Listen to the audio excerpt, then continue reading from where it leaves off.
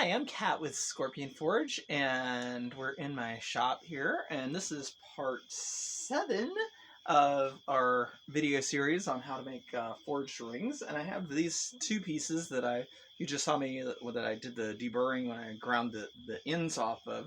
Now what we're going to do in this step is we're going to put them in the vise and bend them, and then use our various round things, as a mandrel to get them as perfectly round as possible, and then also using the vise as a press to kind of squeeze things together or to make some finer adjustments. And I'm going to show you some of my other tools I'm using. For mandrel purposes, I use some of these. This is like a large bolt I found by the highway. This was a gift from the highway ferries. And this is a piece of scrap steel. It's a nice piece of really hardened steel, so it's just the right diameter. So I use that pretty often. And for like some finer stuff, or if I need to adjust the sizes, I use these sized sockets. Just like you use with your socket wrench, and they make nice mandrels that are for specific sizes with rings. If you want to get them down to a certain size that's slightly smaller than that, but we start with the larger and then work towards the smaller.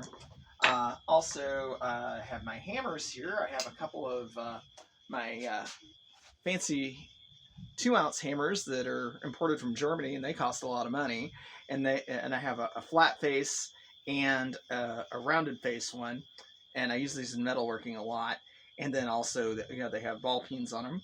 And then I have this little 8-ounce ball peen hammer that just came from the tractor store down the street. But what we do is we always want to make sure that we don't have any rust or debris on our hammer faces that we're going to use. So it's always good to sand them off periodically. Sand them or brush them with a wire brush to make sure that they're clean and don't have rust or goop or anything on there that could mar the metal that you're working with. Because when we're working with copper and brass, soft metals, then we don't want to hurt that. Also, I've got my needle nose pliers here. These have treads here, but they have a flat part of the jaws here. So for most of the time, if you don't want your metal, especially copper, which is really soft, to get marred or as much, you can use the inside, these where the threads aren't. You can try doing that. Or another thing is I have duct tape right here. If I was really trying to do like finish work stuff, which I don't have to worry with the brass because the brass is a little harder than copper, but I could wrap my pliers with duct tape if I needed to do that. So for this part of the procedure, we're going to use these ones. I numbered these when I cut them. When I was cutting and measuring them, I numbered them. It makes it easier to keep track of which ones are which, because the other ones I haven't ground the ends of them off yet. So we're just going to work with the ones that are already ready to go. And so we'll start with this one. This is number 16. And so I just like to be able to keep track of them, so it helps if you put numbers on them when you're doing a bunch of the same. All right, so I just tighten up my vise. I put just barely the end of it as much as I can in there. And then to bend it, just give it a few taps with the hammer, but we want it to bend round. We don't want it to bend completely straight like that.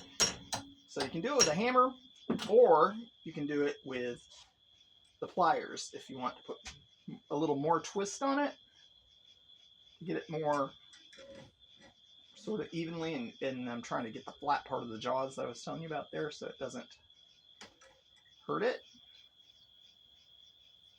And I want to get her about around like that, and then when I get it to that stage, then I can open up my jaws of my vise and I can squeeze it in the vise to get it to bend even further. And I can use the vise kind of as a press to apply pressure to it to get more kind of fine tuning sort of. And then I come over here with I'm going to move these out of the way because I use my little anvil here. All right, so put this around a round piece, set it up on the anvil like that, and give it a few taps with a hammer so that it closes around that, because we want it to get as close to round as possible, and we want that to be as kind of vertical because we want these to close and be facing towards each other as much as we possibly can. And then, see, this has a gap in it like that. So, and you can also see that it's a little out of kilter this way. So what we can do is I can put it in the vise and squeeze it to bend it into shape. Just apply some pressure to it, and that usually will work. But if that doesn't work, then I can twist it around this way. I need so I need this top part to come this way. Do that, and I'll get my smaller hammer. I'll use the flat base one.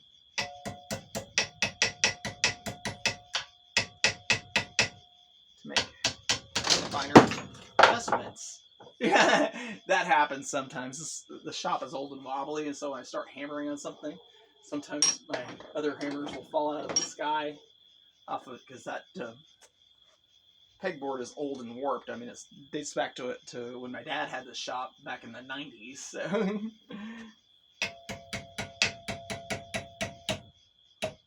It's, about 35 years of Texas weather in here. So I've been playing in this shop since I was a kid.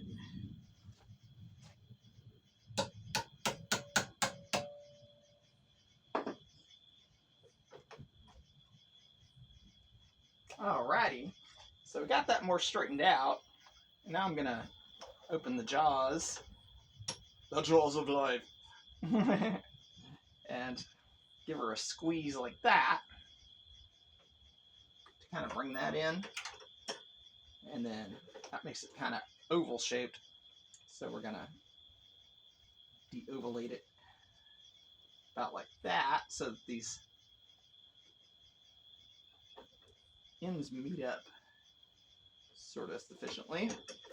And then we're gonna go back to this, because we gotta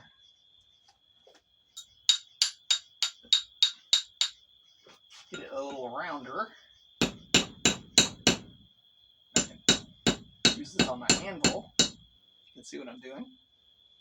This is the 8-ounce hammer I'm using. It's got the green handle. The other ones have wooden handles, but the one has a little burnt spot on it, so I can tell which one's the flat face and which one's the round face. And they do a little bit different things. They're more or less, the difference between the flat face and the round face is more with sheet metal than what we're doing here. But I just wanted to show you that those existed. But they're for more doing fine work. And also with the ball peen, it's good for texturing when I'm texturing a piece of sheet metal. So I'm just trying to get this as round as I can. Make it kind of conform to the shape of my round metal bar, and not have it be sticky uppy on the ends.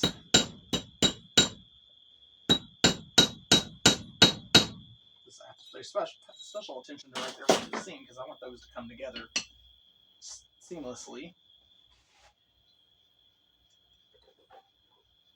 Alright, and then we want to give her a good squeeze right about there. And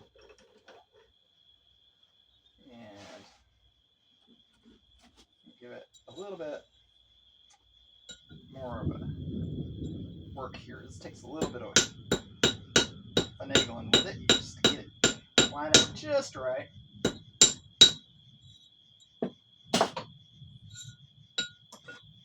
And you can see it's a little bit oblong that way, but that's good, because when we close this gap here, it'll come out just right.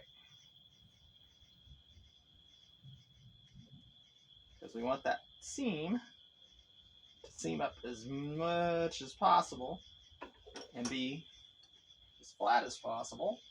So now I'm going to lay it right there and just hammer that just a little bit. This is a relatively soft metal compared to, like, say, iron or steel, and you can cold work it. Copper, you can cold work it or hot work it. Brass, yeah, it gets brittle, like I was saying in the other video. Ow! Don't do that. Just hammered my thumb a little bit. That's okay. Won't kill me. It's merely a flesh wound.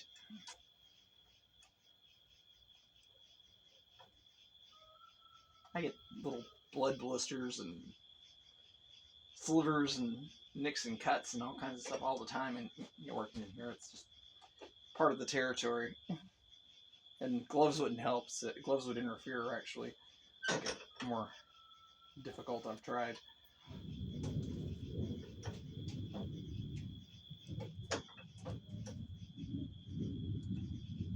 Trying to get it to pinch together like that. And if we can get it to pinch a little further so it has its own springiness in it to hold itself together, then that's even better. Give it a little more working. Like that. Okay. And that's a little too oblong. Give it a little more pinch this way.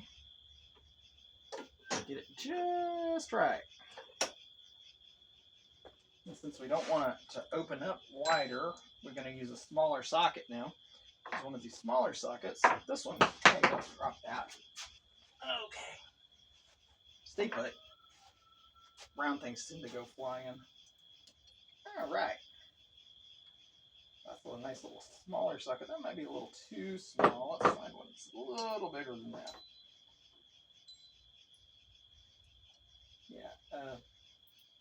Oh, that's the 14. Where's the 12? Do I have a 12? That's a 10. What happened to my 12 socket? I don't know where my 12 socket went. It's got to be around here somewhere. I'm not going to worry about it. I'm not going to stress. I will use the 10. Whoops, quit it. These things like to take off on me. Yeah, that would widen it.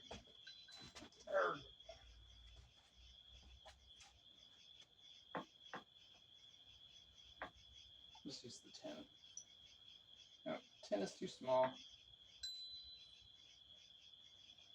Okay, I can't find my 12. And the 14 doesn't want to fit. Just pinch it in here and call it a day. Here's the thunder rolling.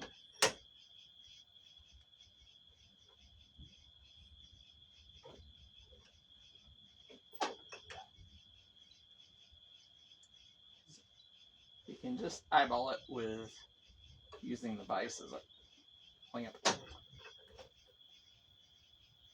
There we go. And what I'll do is when I go to solder it, I'll use the vice grips on it, and that'll pinch it all the way shut. But that's in the next video.